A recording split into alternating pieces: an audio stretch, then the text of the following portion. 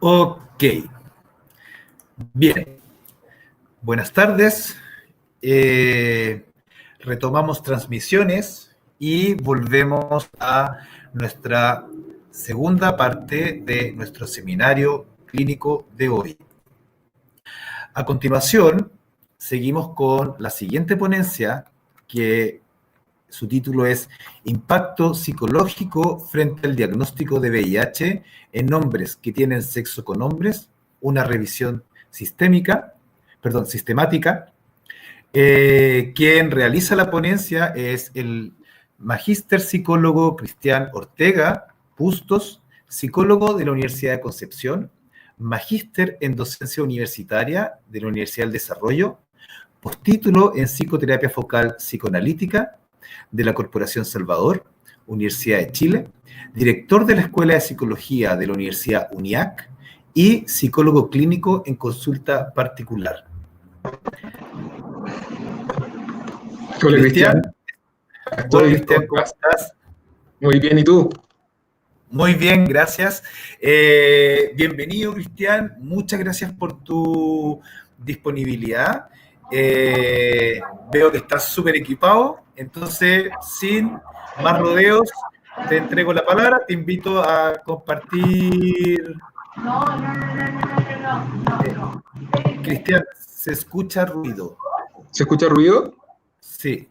Ya, déjame cambiarme de lugar entonces como para poder estar más sin ese ruido. Dame un segundo. Ya, perfecto. Te doy un segundo, adelante. Bien, mientras tú te cambias de lugar, yo voy a reencuadrar un poquito. Lo que vamos a hacer a continuación es que vamos a tener la ponencia de Cristian. Luego de esa ponencia viene la ponencia del psicólogo Rojas, que también es sobre temáticas de VIH y psicoterapia. Y al final de ambas ponencias, ya que ambas se relacionan dentro de su temática, vamos a dar espacio para el plenario de preguntas. ¿Ok? Entonces, igual como lo hicimos ahora, las preguntas que vayan surgiendo pueden ir anotándolas en el chat, de manera que irlas recogiendo y para desarrollarlas y presentarlas en el plenario. Entonces, voy a esperar a que Cristian se reconecte y podamos dar curso a su ponencia. Espero que se hayan hecho un tecito, algo rico para esta tarde, que encuentren un lugar cómodo para estar y atender a la ponencia que viene a continuación. Ya, Cristian, acá estoy. Espero que se haya pasado el ruido. Sí, perfecto. Pero fíjate que tengo problemas con la presentación porque no me aparece en la aplicación de Windows. Entonces, voy a sacar esto, voy a abrirlo de nuevo y espero que ahora sí funcione. De todas maneras, ustedes tienen mi presentación. Ahí sí, ahí apareció. Perfecto. Ahí apareció. Ahí apareció. ¿Puedes activar tu cámara? Bueno, voy a activar mi cámara. Si es que hay problema de conexión, te pido también como Yo te aviso. avisarme. Sí. ¿Ya? A ver si... Dejaste de compartir la presentación. ¿Deberías compartir ahora? Ahí debería aparecer. Está la presentación. ¿Puedes activar tu cámara ahora? Y ahí. Y exacto, ahí se ve tu presentación y tú, y puedes ahora poner como proyectar la presentación. Exacto, perfecto. Estamos perfectos y Bien. te entrego la palabra. Adelante, Cristian, te escuchamos. Bueno, primero que todo, te agradezco, Cristian, a ti y al Centro Árbol por invitarme a esta presentación. Tal como decías tú, el nombre es Impacto psicológico en hombres que tienen sexo con hombres frente al reciente diagnóstico de VIH. Esta es una revisión sistemática que es una estrategia metodológica para conocer de un tema no explorado, no suficientemente investigado, y esta investigación la hice en el contexto de un diplomado en la Universidad Diego Portales de investigación en psicoterapia para profesionales de la salud mental.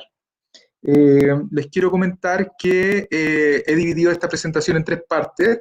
La primera es la presentación respecto a la investigación propiamente tal.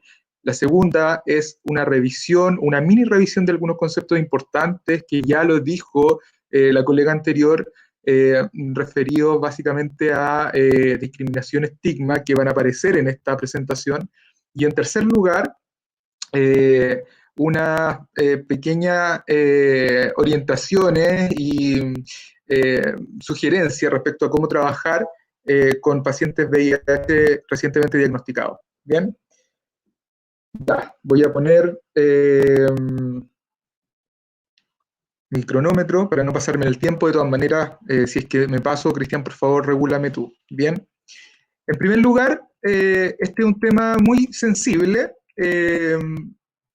La verdad es que cuando uno hace investigación a veces podemos caer en un riesgo que es centrarnos en datos, en números, y dejamos de humanizar lo que estamos investigando, sobre todo en psicología.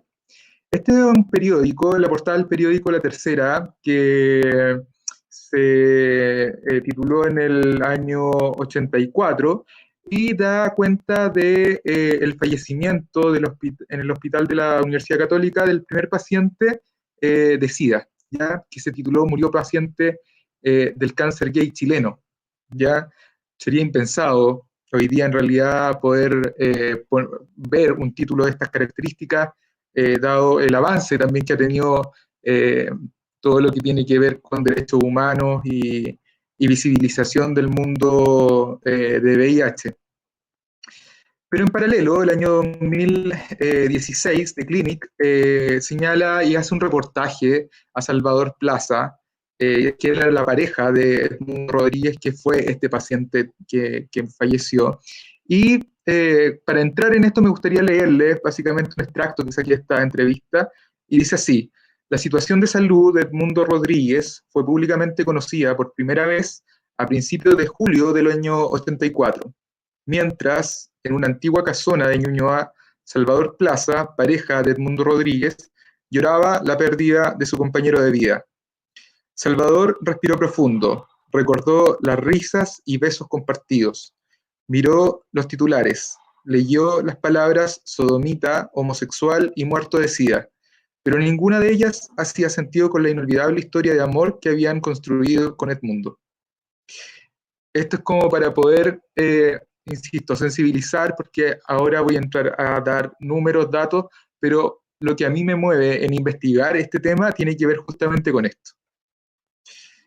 Vamos a partir con un resumen temático y el problema de investigación. En términos de VIH, ONU-SIDA este año informa en su página web, ¿cierto?, que hay aproximadamente 37.9 millones de personas en el mundo que viven con VIH-Sida. Aun cuando en Latinoamérica se ha experimentado un declive en la incidencia del VIH, el número de nuevas personas que adquirieron el virus en la región subió un 7% entre el 2010 y el 2018, ya lo que es importante de considerar. Y además, la mitad de los países de la región vieron aumentar su incidencia entre el 2010 y el 2018, o sea, no se distribuyó de la misma manera por países. Y el gráfico que les voy a presentar a continuación muestra de qué manera los países han evolucionado en el cambio del porcentaje de nuevos infectados por VIH por país en Latinoamérica entre el año 2010 y el año 2018. Si ustedes se dan cuenta y miran este gráfico, podemos ver que Chile es el país en Latinoamérica donde hay un aumento, un mayor aumento, lleva un 34%, ¿bien? Comparado, por ejemplo, con países como en el extremo izquierdo, El Salvador, que tiene una disminución de un 48%. Entonces, lo que cabría pensar acá es qué estamos haciendo en Chile para tener este 34% de aumento en la incidencia. ¿Qué está haciendo El Salvador, por ejemplo? ¿O qué no estamos haciendo en Chile, en realidad? Pensando que, por ejemplo, El Salvador es un país que tiene un ingreso per cápita muy inferior al ingreso que tenemos en Chile, ¿ya? Y de hecho, si uno compara los PIB, son diametralmente opuestos, ¿ya? Nosotros tenemos un mejor PIB que El Salvador. Nicaragua también llama mucho la atención, y Brasil también llama mucho la atención. Uno en el imaginario piensa que Brasil aumenta las tasas de SIDA por la cultura, por factores sociales, pero la verdad es que, claro, ha aumentado, pero la verdad es que lo que estamos viendo acá en Chile es impactante. Bien, en el año 2018, un 40% de las nuevas personas diagnosticadas con VIH registradas en Latinoamérica fueron hombres que tienen relaciones sexuales con hombres. Por lo tanto, la distribución también de las personas que tienen mayor probabilidad de infectarse con VIH son hombres que tienen sexo con hombres. Y estoy hablando de esta conducta, ¿ya? Y esto es súper importante de poder distinguir. Yo no estoy hablando de gay, no estoy hablando de homosexuales, bisexuales, transexuales. Estoy hablando de hombres que tienen sexo con hombres porque me centro sobre la conducta y no en la identidad. ¿Por qué, dirán ustedes? La verdad es que la literatura muestra que una persona, un hombre que se define heterosexual, también puede tener relaciones sexuales con otros hombres, pero él se define heterosexual. Entonces, centrarse en la conducta nos da un espectro mucho más amplio que definir solamente por identidad o por elección de objeto sexual. ¿Bien? Estos grupos, entonces, de población clave y sus parejas sexuales concentran la mayor parte de las nuevas infecciones de la región. Y aquí tengo un gráfico también de ONU-SIDA, ¿cierto?, que es la distribución de las nuevas infecciones por VIH entre los 15 y 49 años, ¿ya?, en Latinoamérica durante el 18, y podemos ver que el 40% son hombres gay y otros hombres que tienen sexo con hombres.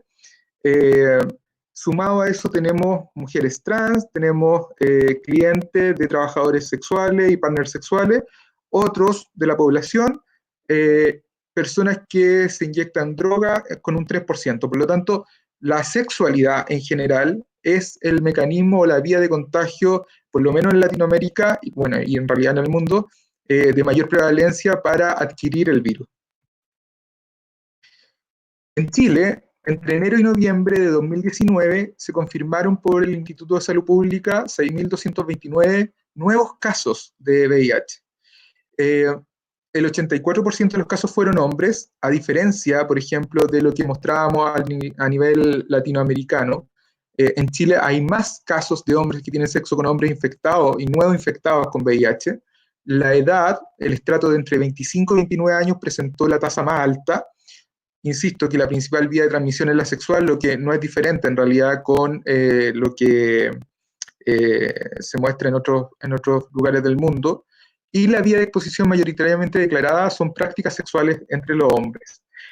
Acá estoy poniendo en la figura un gráfico, ¿cierto?, que muestra la evolución que ha tenido los nuevos casos confirmados por VIH por el Instituto de Salud Pública de Chile. Entonces tenemos la información desde el año 2014 al año 2019. Tenemos en azul los casos positivos de enero-noviembre y en rosado los casos positivos de diciembre. Este informe se hace en noviembre, por lo tanto siempre queda el resabio de diciembre. Ahora nosotros podríamos decir, bueno, el año 2019 vemos un leve descenso, ¿cierto?, comparado con el año 2018, pero no nos olvidemos que el año 19 estuvo marcado también en octubre y noviembre por el estallido social y las situaciones sociales, lo que nos puede hacer pensar que hubo menor cantidad de personas que se tomaron el examen de VIH, por ejemplo, y por lo tanto la cifra es menor y se explica por un factor social. Puede ser una idea, pero no necesariamente así, no lo sabemos. Y no tengo la información de los nuevos diagnósticos de diciembre, todavía el ISP no lo ha entregado, el Ministerio de Salud no lo ha entregado, yo por lo menos no lo he encontrado.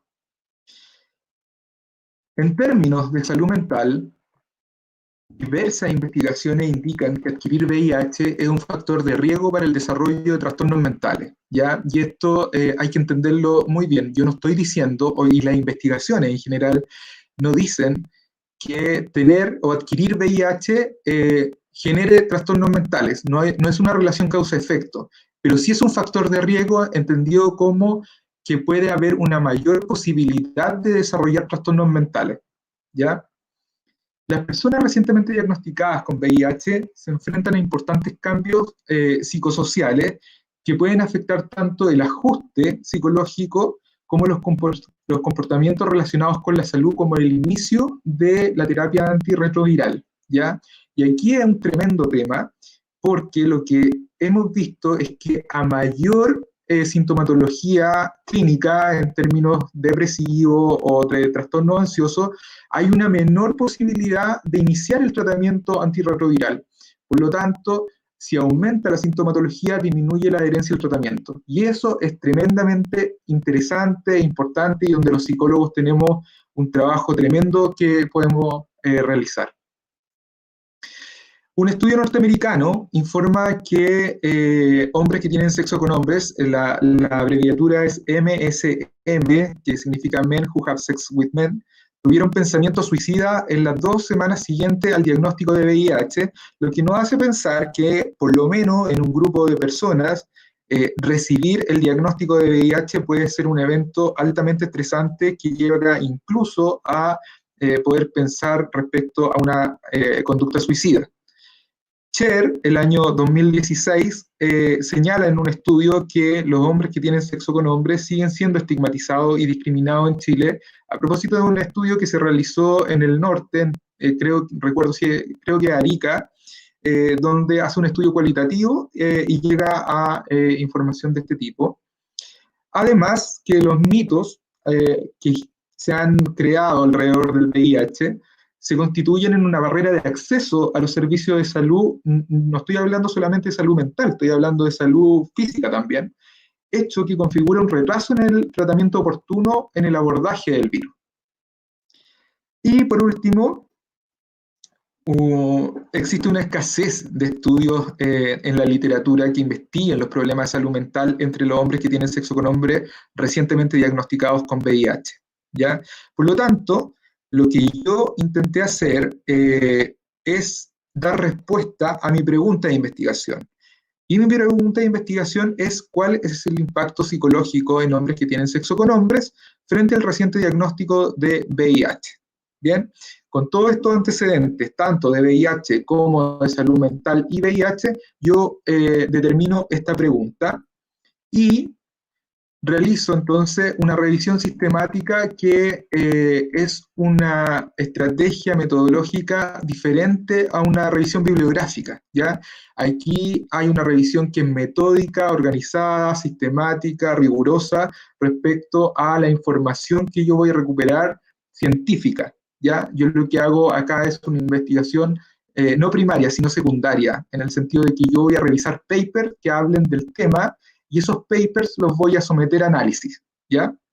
Entonces, lo que yo hice en primer lugar fue buscar papers en 6 bases de datos de acuerdo a 3 categorías que predefiní. La primera es una categoría de temporalidad, definí temporalidad y busqué solamente paper en inglés, ¿ya? Y busqué con palabras solamente en inglés, porque en español la verdad es que no encontré nada.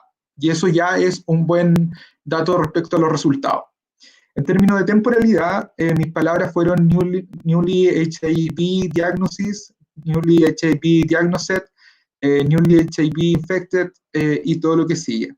La segunda es la muestra, o sea, sobre quién yo estoy investigando, y entonces mis palabras claves fueron men who have sex with men, gay, homosexual o MSM, que es la abreviación. En tercer lugar, busqué como constructo, ¿cierto? Psychological effects, psychological impact, depression, anxiety, mental health, stigma, stress, well-being o well-being. Bien. Entonces, luego de hacer esa búsqueda, pasó lo siguiente. Encontré 945 papers. Están divididos por el tipo de buscador que usé, ¿cierto? Ahí ustedes lo pueden ver en el primer recuadro azul: Web of Science, Scopus, PubMed, Medline, ProQuest, Psychology and Behavior Science Collection, de los cuales eliminé 25 debido a que estaban duplicados, por lo tanto los títulos a revisar fueron 920. De esos 920, excluí por no cumplir criterios de inclusión 886. Eso tiene que ver con que eran artículos que hablaban de diferente temática, diferente población, agregaban otra ITS, además de VIH, estaban en otro idioma, por ejemplo, chino mandarín, y la verdad es que me encantaría haberlo incluido, pero la posibilidad de traducir chino mandarín escapaba a mis posibilidades, como entenderán, o no respondían finalmente al objetivo de la investigación. Por lo tanto, los papers que cumplieron con criterio de inclusión fueron 34. De ellos, quedaron 19 excluidos por no cumplir los criterios de exclusión. Entonces, esos 19 papers tenían que ver con estudios de prevalencia, intervenciones clínicas, diagnóstico posterior a 2 años, validación de cuestionarios, diferente población y transmisión de VIH por vía no sexual. Por lo tanto, finalmente analicé 15 papers, que son los que ustedes están viendo ahí en el número, ¿no? Yo no tengo la posibilidad, justo me tapa una celda, pero debería decir 15. Ya, como resumen de los resultados, todos los estudios fueron publicados entre el 2015 y el 2019, por lo tanto podríamos decir que es razonable la cantidad, la temporalidad, ¿cierto?, del análisis que hice y de que estamos hablando de investigaciones de punta, en el sentido de que estaban publicados en buscadores científicos altamente especializados. Los países de la muestra de los papers provienen de China, que fueron 9 papers, de Estados Unidos 2, Canadá 2, Australia 1 y 1 peruano, que me llamó mucho la atención porque fue el único latinoamericano que quedó en mi publicación. Había otro brasileño, pero quedó como excluido por los criterios de exclusión. Respecto a los tipos de estudio, fueron 10 cuantitativos, 4 cualitativos y 1 mixto. La muestra de participantes va desde los 13 a los 712, lógicamente que los 13 y los de menor número de muestra son estudios cualitativos y los de más de 100 son estudios cuantitativos. Todos los participantes tenían sobre 18 años de edad, incluyen entonces gays, bisexuales y otros hombres que tienen sexo con hombres. Todos los estudios fueron aprobados por comité de ética y el tiempo postdiagnóstico varió entre 2 días a 2 años. Ya hay solamente 2 estudios que no especificaron que se entendía, 2 estudios, perdón, que no especificaban la temporalidad, pero se entiende que fue en una etapa temprana de diagnóstico. Y con eso, yo les voy a presentar ahora finalmente mis resultados, que es un esquema descriptivo relacional de los principales resultados obtenidos. Espero que no se mareen con esto. Voy a tratar de ser lo más pedagógico para poder, para que lo entiendan de la mejor manera posible. Si ustedes se dan cuenta, cada categoría tiene números, ¿ya? Esos son los números de los papers que analicé. Entonces van a encontrar números del 1 al 15. Entonces, como resumen de mis resultados, lo que encontré como impacto psicológico frente al reciente diagnóstico de VIH está explicado por 2 pilares. El primer pilar son las condiciones psicológicas, como el nivel de estrés que se generó, las condiciones psicológicas anteriores al diagnóstico, es decir, no necesariamente alguien que estoy evaluando que está deprimido o que está con un trastorno ansioso, ha sido provocado por el diagnóstico, puede haber estado deprimido o con un trastorno ansioso antes, ¿ya? Otras condiciones psicológicas son la estrategia de afrontamiento, como por ejemplo la divulgación del estatus de VIH, los cambios en la dieta, los cambios en el estilo de vida y la práctica de ejercicio, ¿bien? Otra condición psicológica que relevan los estudios es la resiliencia, la percepción de enfermedad, la autoeficacia y un tema muy interesante que tiene que ver con el estigma internalizado, ¿ya? Ese es el primer pilar. Y el segundo pilar son los determinantes sociales, que yo les denomino determinantes sociales en salud en general, porque tienen que ver con el nivel educacional, con la etnia, con el nivel socioeconómico. Entonces lo que encontramos es que es diferente adquirir el VIH cuando yo tengo un nivel educacional alto, medio, bajo, cuando yo tengo un nivel socioeconómico alto, medio, bajo, o cuando pertenezco a una etnia. De hecho, en Estados Unidos, los hombres negros o hombres de color, la verdad es que tienen mayor probabilidad de contagiarse que los hombres blancos, incluso los latinos. Por lo tanto, la etnia o los grupos culturales son sensibles, pareciera ser, a el diagnóstico. ¿Por qué? Porque pocos ocupaban condón, ¿ya? Entonces, esto va a afectar la salud mental y se van a generar entonces diferentes desarrollos. Puede haber, voy a partir por acá, el desarrollo de trastornos psicológicos, tales como depresión, que es lo más reportado por las investigaciones, trastorno de estrés postraumático, trastorno adaptativo, trastorno ansioso, abuso de sustancia, ideación y conducta suicida, que es un poco lo que yo esperaba encontrar. Pero me llamó la atención que encontré también otros desarrollos, como por ejemplo el crecimiento postraumático. Y el crecimiento postraumático tiene que ver con que un evento adverso en la vida es capaz de generar cambios positivos para el ser humano, ¿ya? Es un concepto y un constructo bien interesante que ustedes pueden buscarlo más adelante y me interesaría seguir profundizando ahí. Pero voy a seguir entonces con el desarrollo de temores y confusiones, ¿cierto?, que se generan y que afectan la salud mental. Y estos temores y confusiones impactan sobre las barreras para acceder a servicios de salud, impacta sobre el apoyo social percibido como familiar, como de la pareja sexual o parejas sexuales, como de los amigos y como de los pares. Impacta sobre la salud física, por ejemplo, en los temores respecto a la reacción a los medicamentos antirretrovirales, a los síntomas físicos que se pueden sentir y a la posibilidad de ser infectado por coinfecciones, ¿cierto?, con otras enfermedades oportunistas dado el estado, ¿ya? También impacta estos temores respecto al conocimiento que se tenga en VIH. Parece que a mayor conocimiento que se tenga del VIH, menor duda y menor temor y menor confusión, ¿ya? Esto impacta también sobre la continuidad, perdón, ahí sí, sobre la continuidad de la vida sexual, ¿ya? Hay papers que hablan de que cuando se diagnostica VIH, hay una abstinencia sexual en un primer momento como un estado de congelamiento sexual por el miedo a contagiar, y que posteriormente vuelve a resurgir la sexualidad, pero con cuidado y que tienen que ver con relaciones sexuales, por ejemplo, no penetrativas, con el uso o no uso del condón. Hay una población minoritaria que, aun cuando sabe y se ha notificado respecto al diagnóstico, sigue no ocupando condón con sus parejas y sus parejas no saben, o sea, no hay una develación a la pareja sexual, por lo tanto el nivel de exposición y riesgo aumenta, y además son ellos mismos quienes no iniciarían esta terapia antirretroviral a tiempo, por lo tanto las probabilidades de contagio aumentan muchísimo.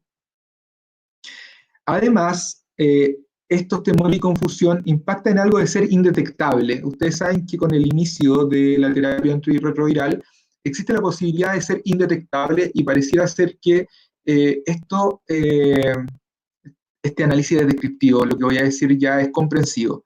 Esta posibilidad de ser indetectable mostraría como la posibilidad de curarse, pero es una falsa cura, porque el VIH no tiene cura, ¿cierto? Todos sabemos eso.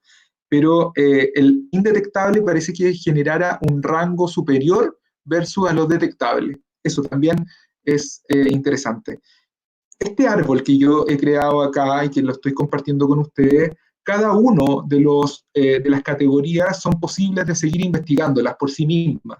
Cada una es una posibilidad de ir generando mayor conocimiento. Y es un poco lo que vamos a realizar en la Universidad UNIAC a través de la presentación de un fondo de investigación interno con otros colegas que me van a acompañar para poder seguir profundizando.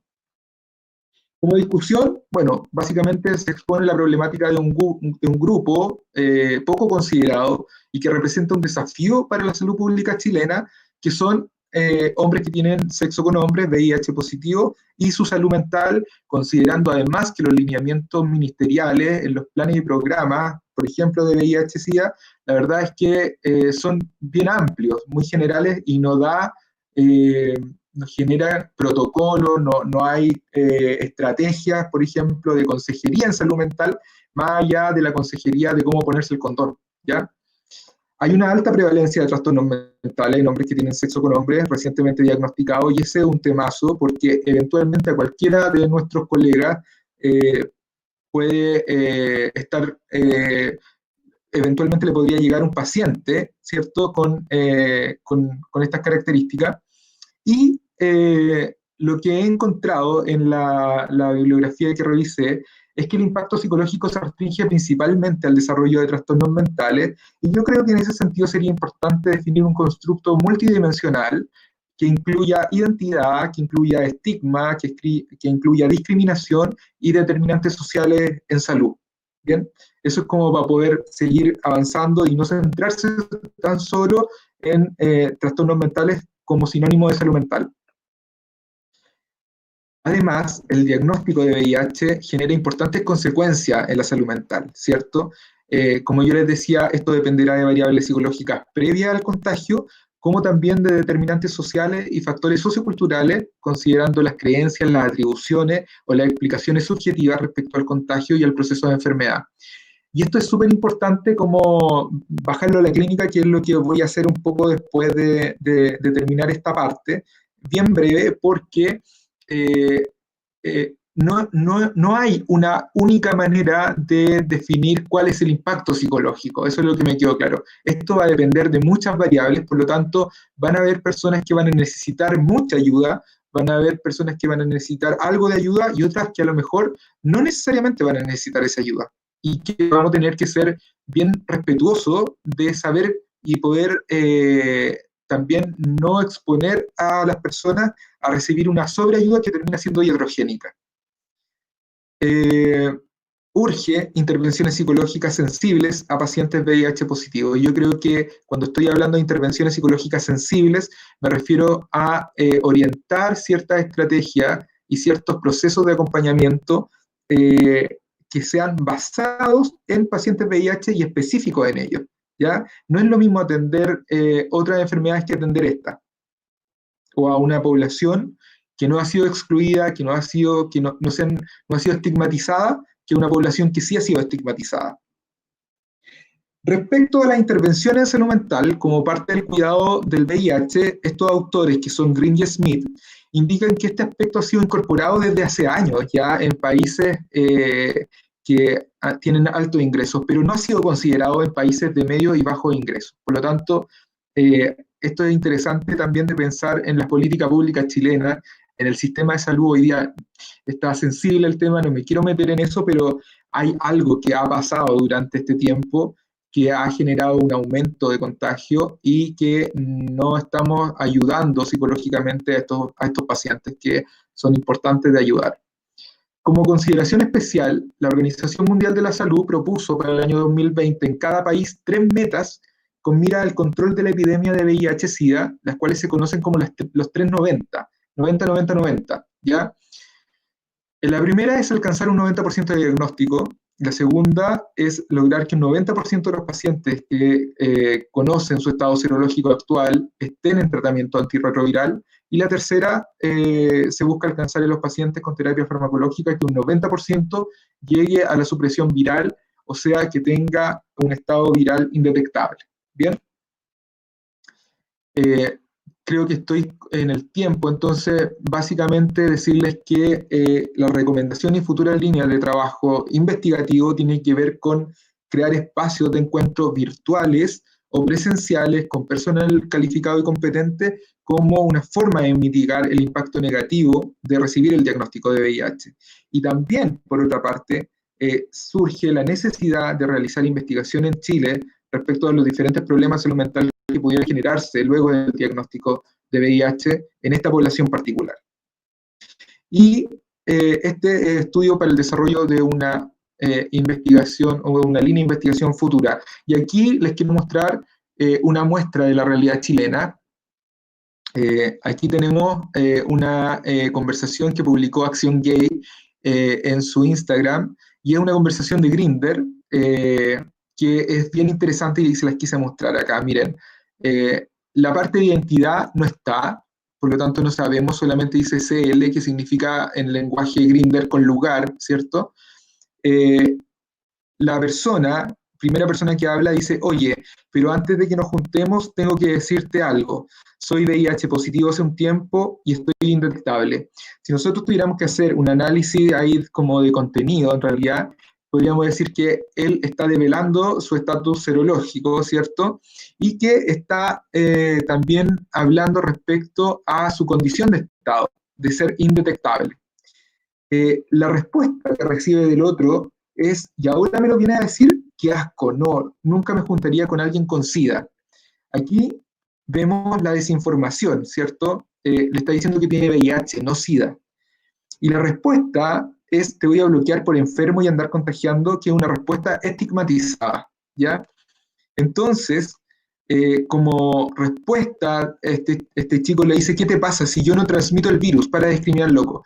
Y lo que vemos acá es una racionalización, una defensa ineficaz frente al estigma, porque el estigma tiene un componente cognitivo, un componente afectivo y un componente conductual. Por lo tanto, la forma de transmitir información no es válida para disminuir el estigma, y eso es algo que además la publicidad y los medios deberían conocer para generar campañas que realmente impacten sobre el estigma del VIH. Este manual es de la Fundación Huésped de Argentina y lo recomiendo absolutamente. Es Abordaje Psicológico de Personas con VIH, donde hay una explicación muy interesante respecto a lo que hay que hacer, da consejos, ilustra algunas situaciones. Y me voy a saltar esto porque quizás me estoy demorando mucho, pero quiero mostrarle esto que me parece súper interesante, que es estigma y VIH, y da la posibilidad de poder pensar por qué se ha generado el estigma y la discriminación en esta población desde la enfermedad, ¿ya? Entonces, nosotros vamos a decir que cualquier enfermedad cuya causa resulte oscura o para los cuales el tratamiento resulte ineficaz o difícil de sostener, tiende a inundarse de significado moralista.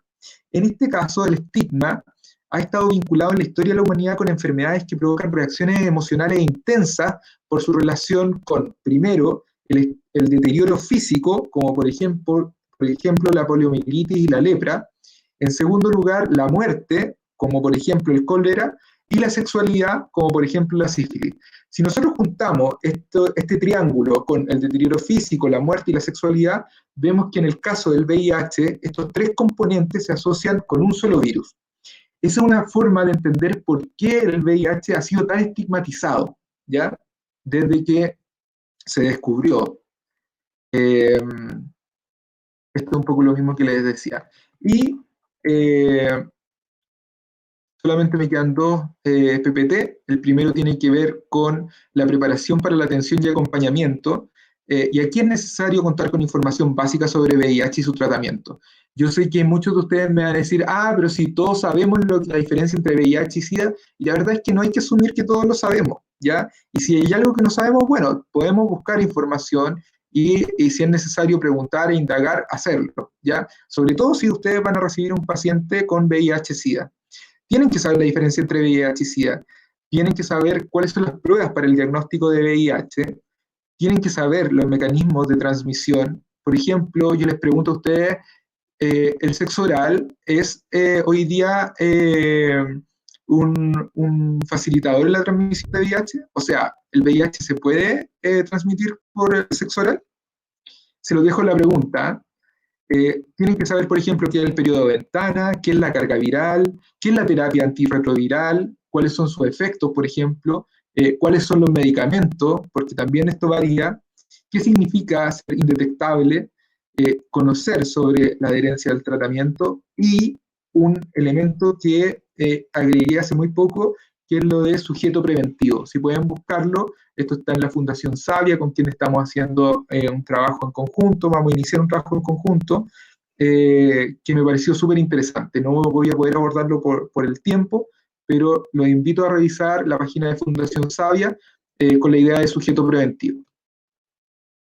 Y la propuesta de abordaje psicológico, básicamente, esto es lo último que quiero compartir, tiene que ver con considerar el momento del diagnóstico en la vida del paciente, en qué momento del ciclo vital está el paciente. ¿Es un diagnóstico esperado o es un diagnóstico inesperado? En el sentido de, yo sé que me he expuesto a situaciones de riesgo, o es inesperado y me he enterado que tengo VIH debido a una enfermedad oportunista. ¿Ya? Es diferente. El momento en el curso de la adquisición del virus. Este paciente está en una fase inicial, intermedia, ¿en qué fase está? Este impacto emocional del diagnóstico, ¿cómo vivencia el paciente el diagnóstico? ¿Cuáles son los miedos, las angustias, las dudas, las confusiones? Y frente a este punto es muy importante que ustedes sepan lo anterior, a lo que me refería con conocer respecto al tema.